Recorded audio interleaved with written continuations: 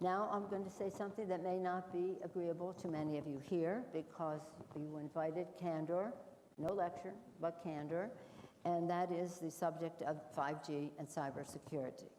China is seeking to export its digital autocracy through its telecommunication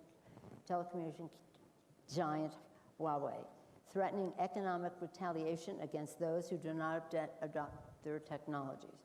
The United States has recognized Huawei as a national security threat by putting it on our entity list, restricting engagement with U.S. companies.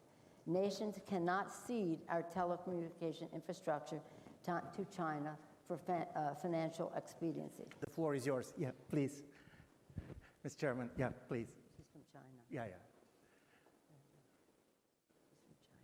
Hello, I'm from the National People's Congress of China, and I have a very good memory of your successful visit, the construction dialogue we had about the relationship a few years ago.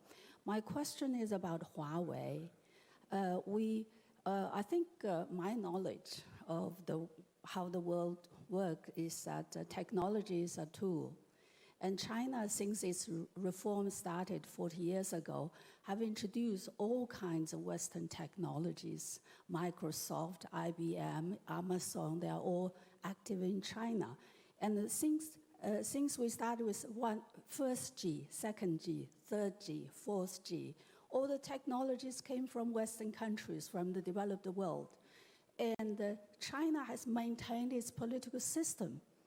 The system led by the Communist Party has become successful. It's not threatened by the technologies.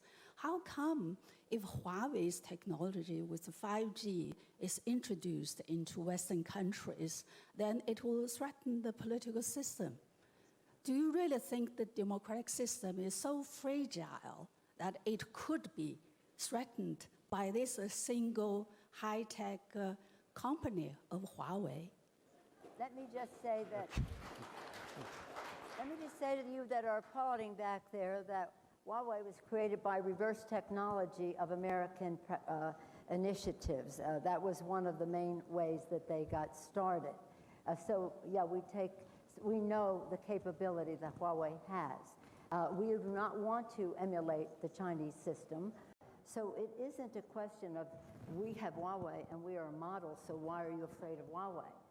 We understand the power of technology, and and I've been tracking China for 30 years on trade and the rest of it in terms of intellectual property and the rest.